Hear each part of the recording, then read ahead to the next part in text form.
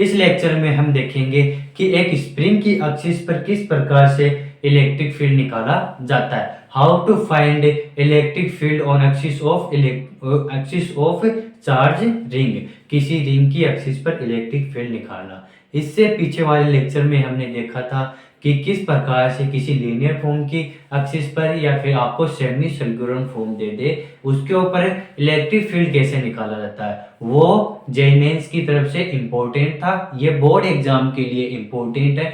किसी स्प्रिंग की एक्सिस पर किस प्रकार से इलेक्ट्रिक फील्ड निकाला जाता है, इसका डेरिवेशन दे देता है या फॉर्मूला बेसिस पर कुछ क्वेश्चन दे सकता है। तो करते हैं हम lecture start. My name is Manoj Jangid and this is your cute सा चैनल स्टूडेंट वाला। क्या करना है, इलेक्ट्रिक फील्ड निकालना है स्प्रिंग की एक्सिस पर। इलेक्ट्रिक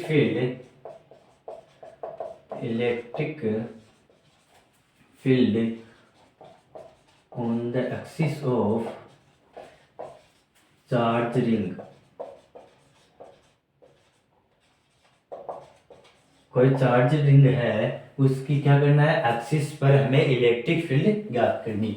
ये आपको क्या दे दी, एक सुंदर सी रिंग दे दी आपको। वाह सर, वेरी वेरी ब्यूटीफुल।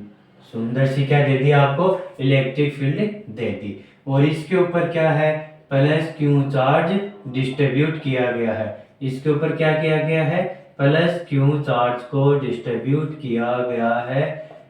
ये प्लस क्यू चार्ज हो गया। ये क्या हो गया, रिंग का सेंटर, ओ सेंटर हो गया। रिंग है पूरी क्या है, गोल है, गोल। ठीक है, अब इससे क्या करना है, हमें इसकी एक्सिस पर क्या निकालनी है, इलेक्ट्रिक फील्ड। माना अक्ष की लंबाई कितनी दूरी पर, अक्ष मीटर दूरी पर क्या करना है, पी पॉइंट पर इलेक्ट्रिक फील्ड ज्ञात करनी है। अब इसकी क्या दे दी हमें, ये रेडियस दे दी। ये क्या है, रेडियस आर दे दी, इसकी रेडियस दे दी आर, और इसके ऊपर प्लस क्यू चार्ज डिस्ट्रीब्यूट किया गया है, और इसके एक्स दूरी पर पी पॉइंट पर क्या करना है, इलेक्ट्रिक फील्ड ज्ञात करना है। अब इसके अंदर यदि ये पॉइंट चार्ज होता है, यदि क्या होता है, ये पॉइंट चार्ज होता है तो इसको निकालना बहुत ही इजी हो जाता है। क्या होता है, पॉइंट चार्ज होता है प्लस क्यू, तो प्लस क्यू के कारण के क्यू, और इससे कितनी डिस्टेंस दूरी पर, एक्स डिस्टेंस दूरी पर, एक्स स्क्वायर बराबर क्या आएगा, इलेक्ट्रिक फील्ड कितनी आ जाएगी, के क्यू अपॉन एक्स स्क्वायर। यदि पॉजिटिव चार्ज है तो क्या आ जाएगी, away from point. Negative charge हो जाएगा तो इसके क्या आ जाएगी, टुवर्ड्स द पॉइंट, इसकी ओर हो जाती है। लेकिन यहाँ पर ये फॉर्मूला वैलिड नहीं होगा इस रिंग के लिए। ये फॉर्मूला ये किसके लिए था, ये पॉइंट चार्ज के लिए था। ये किसके लिए देखा था हमने, ये पॉइंट चार्ज के लिए देखा था। लेकिन इसके अंदर क्या करें, ये तो क्या है, एक पूरी रिंग है, एक पूरी क्या दी आपको, रिंग, और इसके ऊपर प्लस क्यू चार्ज आपको डिस्ट्रीब्यूट किया गया है, उसके ऊपर फैलाया गया है।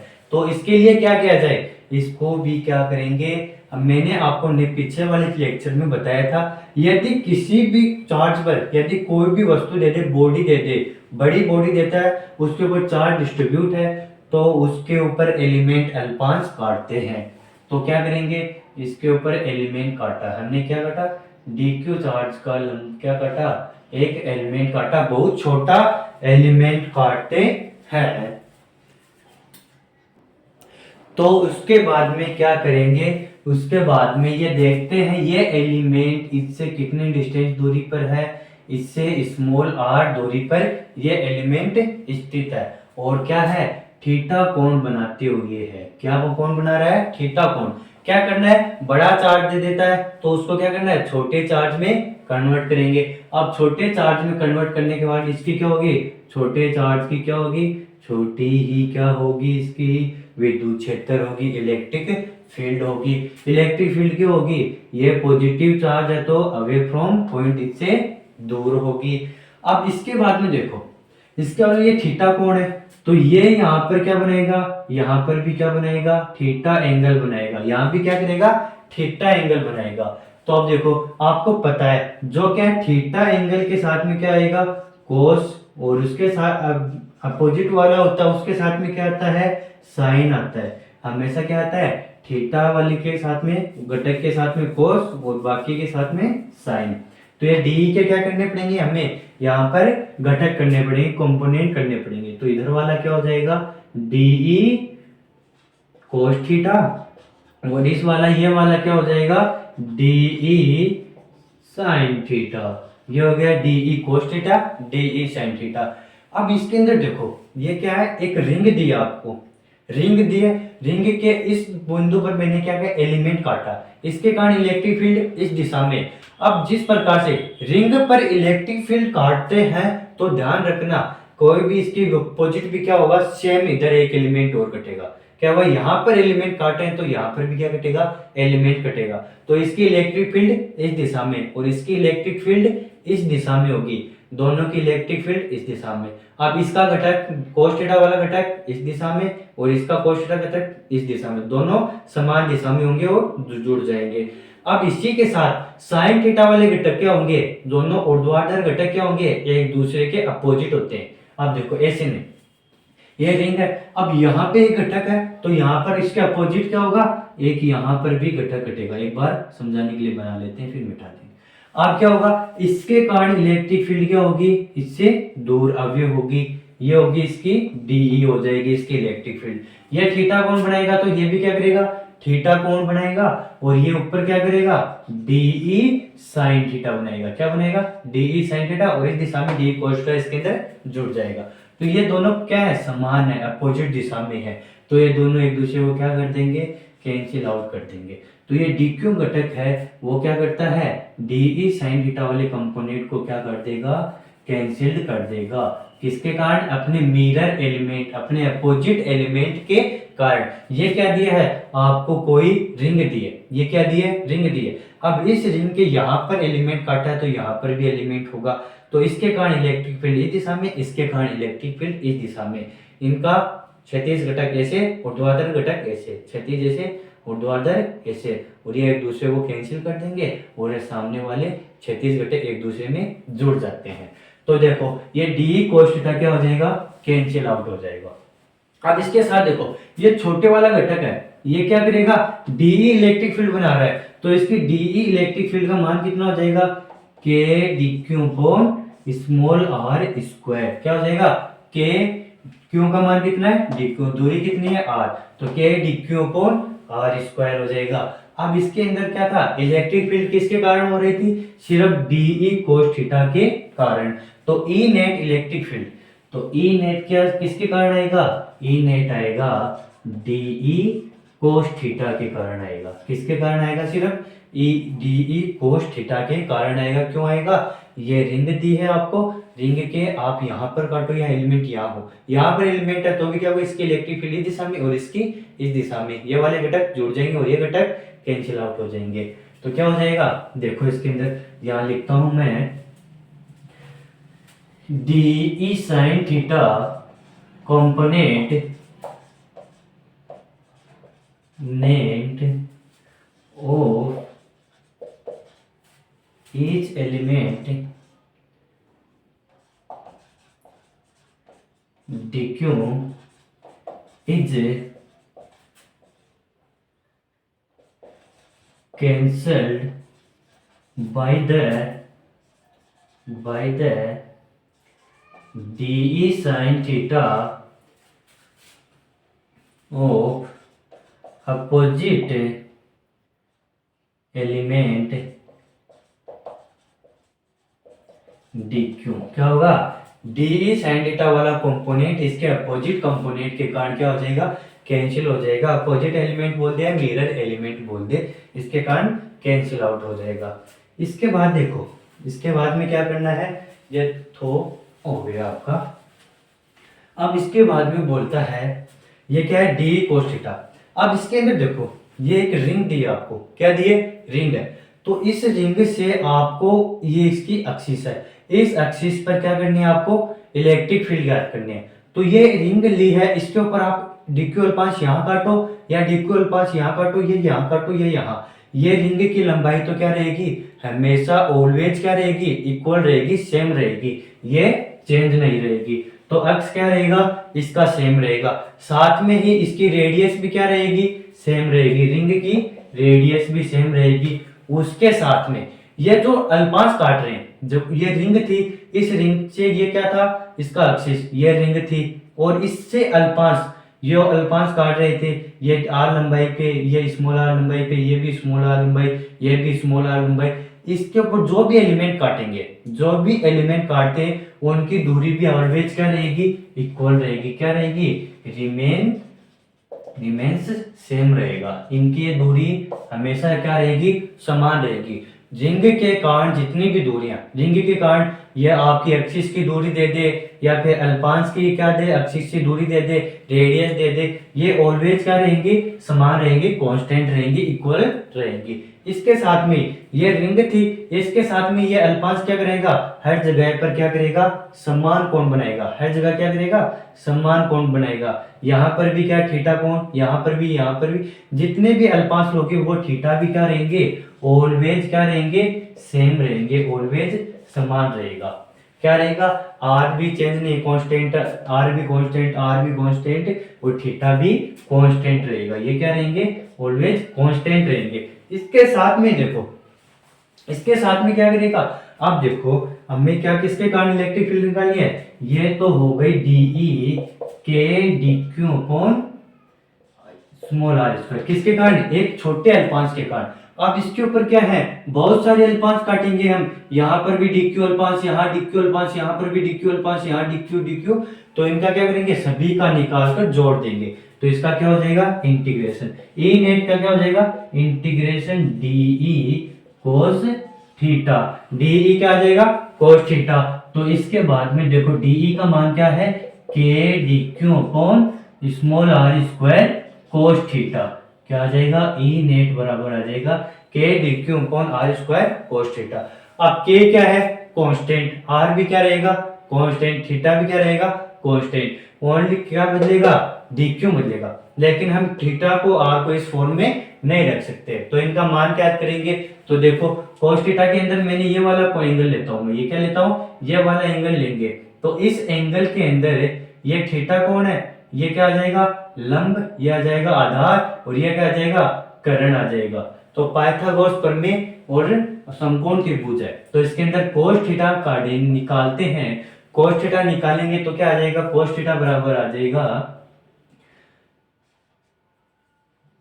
आधार बटे लंब, कर्ण। आधार बटे क्या आ जाएगा, कर्ण। ये आ गया कोस थीटा। ठीक है, इसके बाद में पाइथागोरस प्रमेय लगाएंगे। इसके अंदर क्या लगाते हैं, पाइथागोरस प्रमेय। तो कर्ण का स्क्वायर बराबर आधार स्क्वायर प्लस लंब का स्क्वायर।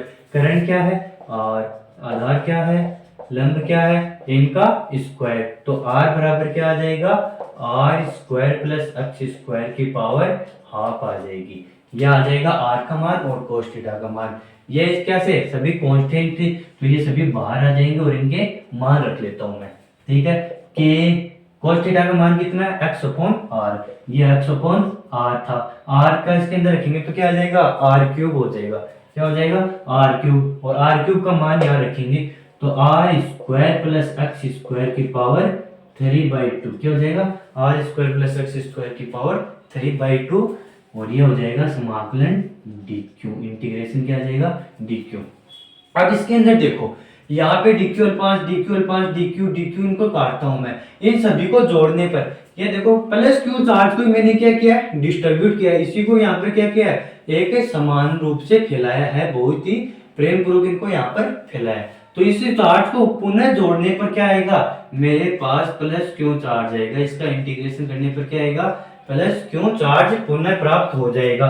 तो ई नेट बराबर क्या आ जाएगा, ई नेट बराबर आ जाएगा K X upon R square plus X square की पावर 3/2 इंटू क्या आ जाएगा, स्मॉल क्यू आ जाएगा, सॉरी कैपिटल क्यू। यह आ जाएगी किसी भी चार्ज रिंग के कारण। यह क्या आ गई, किसी भी चार्ज रिंग के कारण उसके एक्सिस पर इलेक्ट्रिक फील्ड कितनी हो जाएगी, ई नेट बराबर K Q X upon R square plus X square की पावर 3/2। अब यहाँ पर इसको देखो, शॉर्ट में ही बताया था, इसको पूरा लिखता हूं मैं, के क्यू अपॉन आर स्क्वायर क्या आ जाएगा, आर क्यूब इंटू क्या आ जाएगा, डी क्यू आ जाएगा। इंटू क्या आया, डी क्यू आ गया है। अब इसके बाद में इसको यहाँ पर मान पुटअप किया, आर का मान यहाँ पर पुटअप करने के बाद में इसको लिखा। तो इसको सभी पॉज करके नोट रखो। उसके बाद में क्या करेंगे, उसके बाद में देखते हैं कोई भी आपको बोल दे, इसकी केसेस बोल दे कि उसके कोई भी सेंटर पर बोल दे, या बोल दे उससे आर डिस्टेंस दूरी पर बोल दे, या इनफाइनाइट पर बोल दे, कहां पर भी बोल सकता है इलेक्ट्रिक फील्ड ज्ञात करने के लिए। तो बोल दे कि कोई भी आपके पास ई नेट क्या है, ई नेट बराबर है K Q X upon R square plus X square की पावर 3/2। अब बोलते कि रिंग की एक्सिस पर इलेक्ट्रिक फील्ड, तो सेंटर पर क्या, एक्सिस पर तो ज्ञात कर लिया हमने कि अक्ष पर आर डिस्टेंस पर। अब बोलते कि कोई भी आपको रिंग दे, उसके सेंटर पर इलेक्ट्रिक फील्ड, आप सभी को मालूम है कोई भी आपको क्या चार्ज वस्तु देता है तो उसके सेंटर पे ऑलवेज क्या रहता है, फोर्स क्या रहेगा, जीरो। आपने पीछे देखा है कि जो भी समान चार्ज की वस्तु होती है उनके सेंटर पर फोर्स जीरो होगा, और फोर्स जीरो होता है तो इलेक्ट्रिक फील्ड भी क्या होगा, जीरो। आप देखो सेंटर पे बोल दिया तो क्या हो गया, ये आपके पास रिंग है, उसके ये अक्ष डिस्टेंस दूरी पर है। अब अक्ष का मान जीरो होगा, अक्ष का मान जीरो होगा तभी तो सेंटर पे आएगी। कोई चार्ज है तो उसका मान, अक्ष का मान जीरो होगा तभी तो क्या होगी, वो सेंटर पे आता है। तो मान लो एक सेंटर कहां पर बोल दे, एक सेंटर कितना होगा, अक्ष इक्वल टू जीरो, अक्ष का मान जीरो यहां रखते हैं, क्या हो जाएगा, ई नेट क्या हो जाएगी, शून्य, ई नेट जीरो। तो सेंटर पर तो क्या होगा, ऑलवेज ई नेट जीरो होगी, हमने पीछे फोर्स ही नहीं होगा तो इलेक्ट्रिक फील्ड जीरो होगी।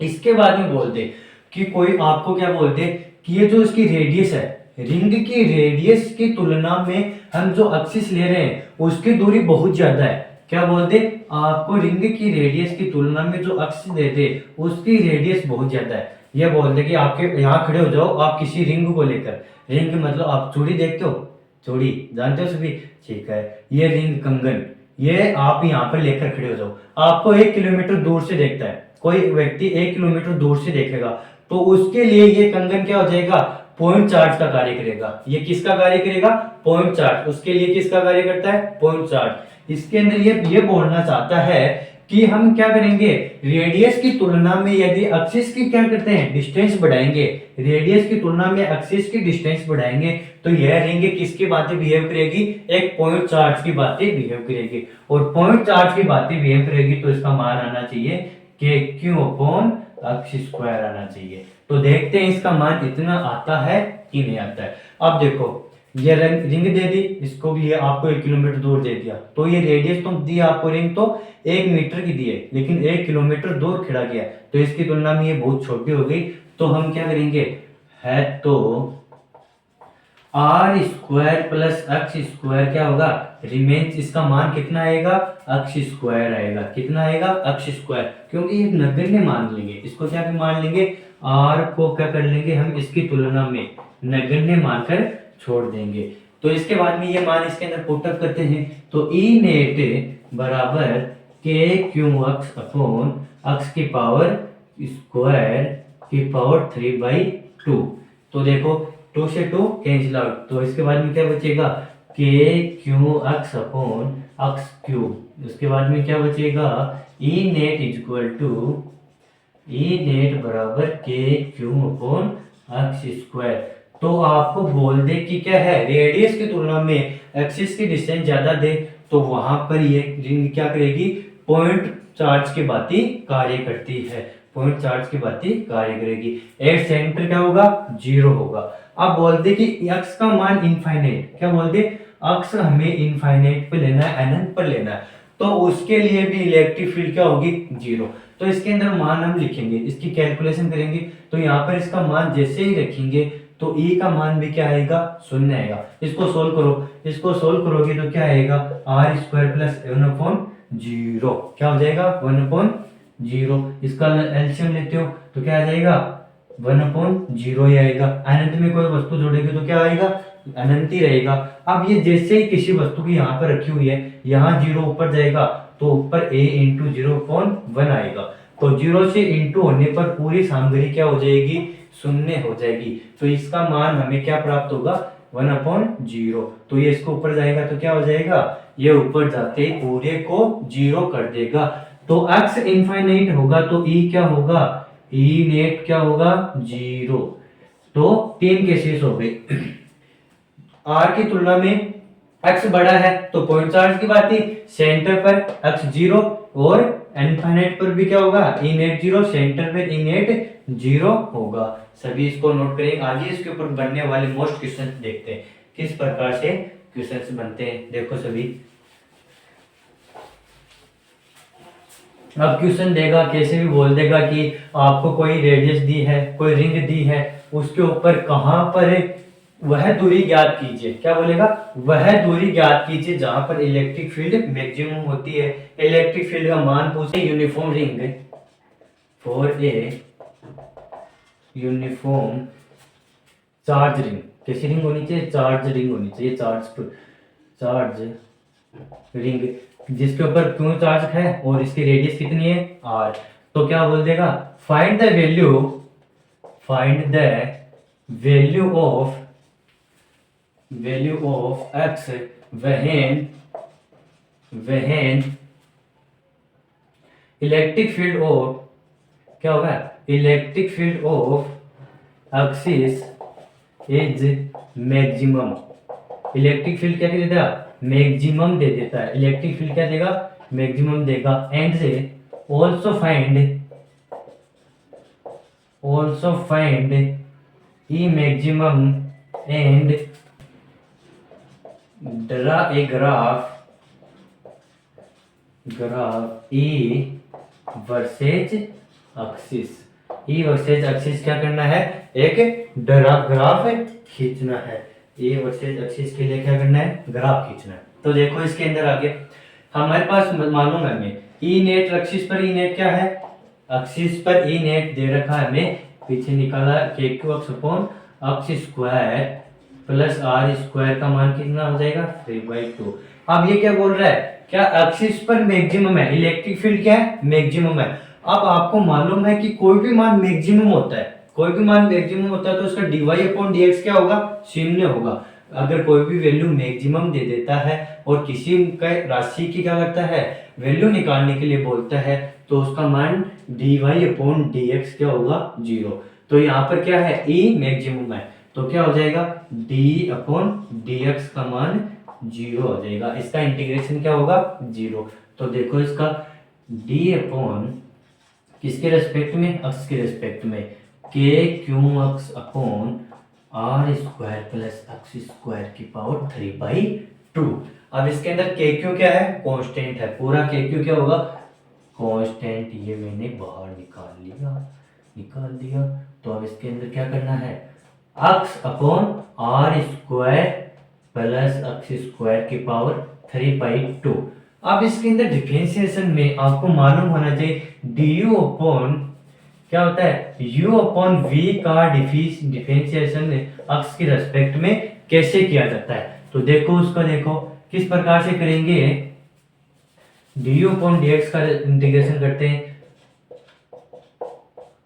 तो इसके अंदर पहले ऊपर वाले को ऐसा का ऐसा, v को क्या रखेंगे, ऐसा का ऐसा, u का डिफरेंशिएशन x की रेस्पेक्ट में माइनस, फिर क्या करेंगे, नीचे वाले का डिफरेंशिएशन करेंगे, v का डिफरेंशिएशन करते हैं dv अपॉन dx, x के रेस्पेक्ट में क्या रहता है, फिर v का स्क्वायर लिख देंगे। ये क्या आ जाएगा, u अपॉन v का, u का डिफरेंशिएशन पहले, फिर क्या करेंगे, v का डिफरेंशिएशन करेंगे, फिर क्या करेंगे, इसका स्क्वायर कर देंगे। यहाँ पर भी सेम ऐसे ही करते हैं। देखो x है, नीचे वाला क्या है v, ऊपर वाला क्या है u, तो v का देखो ऐसा का ऐसा, कि क्यों v को क्या थे, electric field 0, K Q X square plus R square की पावर 3/2, इसका डिफरेंशिएशन x के रेस्पेक्ट में 1 हो जाएगा।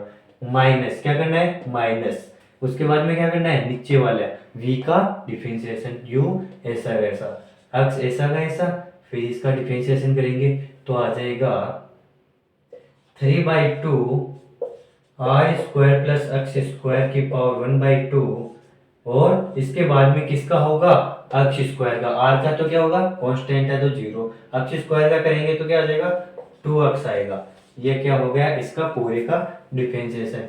फिर क्या आ जाएगा नीचे, इसके नीचे वाले का स्क्वायर, तो आ जाएगा X square plus R square की पावर 3/2 का होल स्क्वायर, क्या आ गया का होल स्क्वायर बराबर क्या दे रखा है 0। इसका डिफरेंशिएशन क्या है 0। तो देखो ये वाला और ये वाला तो क्या हो जाएगा 0 हो जाएगी, ये वाली टर्म तो क्या हो जाएगी 0। तो X square plus R square की पावर 3/2 माइनस 2 से 2 कैंसिल आउट, तो 3x square plus R square बराबर क्या आ जाएगा 0। अब इसमें से क्या करेंगे X square plus R square की पावर हाफ को क्या करेंगे कॉमन ले लेते हैं। X square plus R square की पावर हाफ को कॉमन लिया तो X square plus R square की पावर 1 बचेगी माइनस 3x स्क्वायर बराबर 0। अब एक बार तो ये टर्म 0 होगी या फिर ये टर्म 0 होगी। अब इनमें से क्या होगा ये वाली टर्म तो कभी भी शून्य नहीं हो सकती। क्यों नहीं हो सकती, क्योंकि इसको ऐसा लिखा रहेगा under root X square plus R square बराबर 0। अगर ये 0 होगा तो आर की मान क्या होगा 0, मतलब स्प्रिंग है उसका आपको क्या दिया है रिंग दी है, उसकी रेडियस 0, मतलब ये रिंग है ही नहीं, तो ये 0 नहीं हो सकता। तो 0 कौन होगा X square plus R square minus 3x square बराबर 0। तो ये क्या हो जाएगा माइनस 2x स्क्वायर बराबर माइनस आर स्क्वायर। इसके बाद में क्या आएगा एक्स स्क्वायर बराबर आ जाएगा आर स्क्वायर बाई 2, एक्स बराबर आ जाएगा plus minus R by root 2। X बराबर क्या आ जाएगा एक्स बराबर आ जाएगा एक्स का मान आ जाएगा R by plus minus R by root 2। क्या होगा इसकी वैल्यू कितनी है वो मान फाइंड करते हैं। तो देखो इसका वैल्यू कितना आएगा वो देखते हैं। इसका वैल्यू ज्ञात करने के लिए क्या करना पड़ेगा हमें करना पड़ेगा x बराबर क्या लेते हैं r/2, प्लस लो या माइनस दोनों के लिए आंसर सेम आएगा। तो इसके अंदर रखो r/2, तो e नेट बराबर k क्यू अपॉन रूट 2, ये क्या आ जाएगा R square plus R upon root 2 का स्क्वायर की पावर 3/2 आ जाएगा। इसके बाद में क्या बोलेगा इसके बाद में बोलता है K Q R upon root 2 पोन क्या आ जाएगा ये आ जाएगा R square plus R square upon 2 का 3/2 आ जाएगा। क्या आ जाएगा का 3/2। इसके बाद में देखो E net K Q R upon root 2 upon 3r square by 2 का 3/2। इसके बाद में देखो ई नेट बराबर K Q R upon root 2 upon, इसको मैं ऐसा लिख सकता हूँ ये रूट 2 है, पावर पहले रूट 2 पहले पूरे के ऊपर लगा दी मैंने, 3r स्क्वायर अपॉन रूट 2 की पावर 3। अब क्या बोल रहे root 3 upon R root 3 R square upon 2 को क्या करना है 3 बार मल्टीप्लाई करना है। रूट 3 आर स्क्वायर अपॉन 2 को 3 बार मल्टीप्लाई करेंगे तो क्या हो जाएगा ये इस प्रकार से होगा।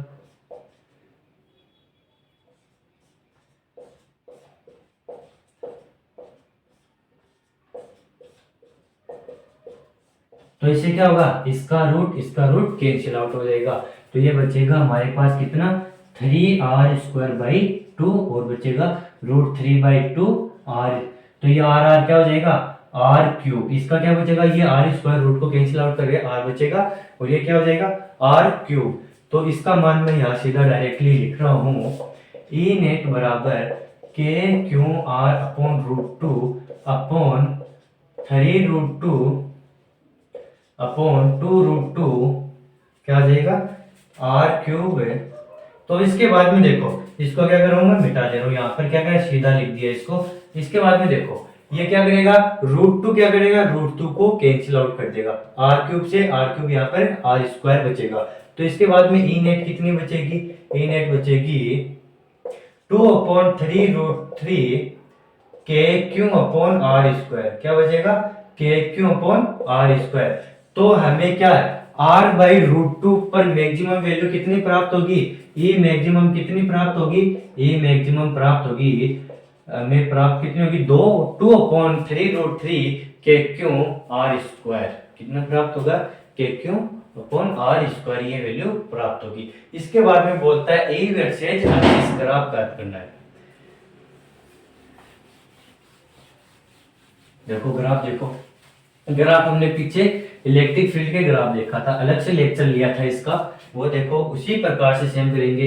ये क्या दिए है हमें, ये रिंग दिए है, क्या है ये रिंग, इसके ऊपर प्लस चार्ज डिस्ट्रीब्यूट किया गया है, प्लस चार्ज को क्या किया गया है, डिस्ट्रीब्यूट किया गया। अब इसके अंदर देखो ये एक्सिस हो गई, कि वाई एक्सिस पर क्या लिया, इलेक्ट्रिक फील्ड, ये इसके ऊपर दूरी, पॉजिटिव रिंग है, रिंग क्या है, पॉजिटिव। पॉजिटिव चार्ज के लिए आप सभी जानते हो क्या होगा, इस टाइप में क्या होगा, अवे फ्रॉम पॉइंट, इधर भी क्या होगा, अवे फ्रॉम पॉइंट होगा। तो ये रिंग है, तो इसकी इस दिशा में इलेक्ट्रिक फील्ड होगी और इस दिशा में इलेक्ट्रिक फील्ड। आप सभी को मालूम है इस दिशा की इलेक्ट्रिक फील्ड क्या करनी है, पॉजिटिव, और इस दिशा में इलेक्ट्रिक फील्ड को क्या करेंगे हम, नेगेटिव लेते हैं। इस दिशा में इलेक्ट्रिक फील्ड क्या होगी, नेगेटिव लेते हैं, पीछे ग्राफ वाले में देखा था, ठीक है। अब इसके बाद में इस दिशा में ई को क्या करेंगे, पॉजिटिव लेते हैं। तो एक बार इस दिशा का देखते हैं। आपको पीछे बताया था जब क्या होती है, अक्ष बराबर जीरो होगा, क्या होगी, रिंग की एक्सिस पर का मान क्या हो जाए, जीरो हो जाए, या सेंटर पर इलेक्ट्रिक फील्ड पूछता है तो सेंटर पर इलेक्ट्रिक फील्ड का मान क्या होगा, जीरो होता है, और इन्फिनिटी पर भी इलेक्ट्रिक फील्ड का मान कितना होता है, जीरो होता है। इन्फिनिटी पर भी इलेक्ट्रिक फील्ड का मान कितना होगा, जीरो होगा। तो क्या होगा, मैक्सिमम कहाँ होगा, r/√2, r/√2 पर मैक्सिमम होगा। तो ये इस प्रकार से कहा ऐसे इस प्रकार कहीं इलेक्ट्रिक फील्ड मैक्सिमम हो जाएगी। ग्राफ को आगे बढ़ा देते हैं।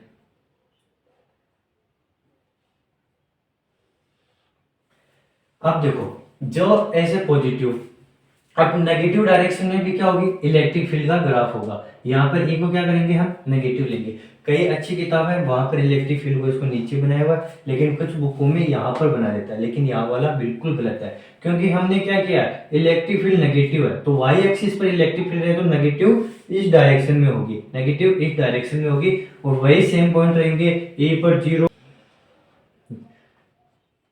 इलेक्ट्रिक नेगेटिव डायरेक्शन में इलेक्ट्रिक फील्ड आ जाएगी, ये पॉजिटिव डायरेक्शन में इलेक्ट्रिक फील्ड का ग्राफ आ जाएगा। रिंग के लिए इलेक्ट्रिक फील्ड का ग्राफ, वो पीछे पढ़ा था, वो पॉइंट चार्ज के लिए था, ये किसके लिए है, रिंग के लिए।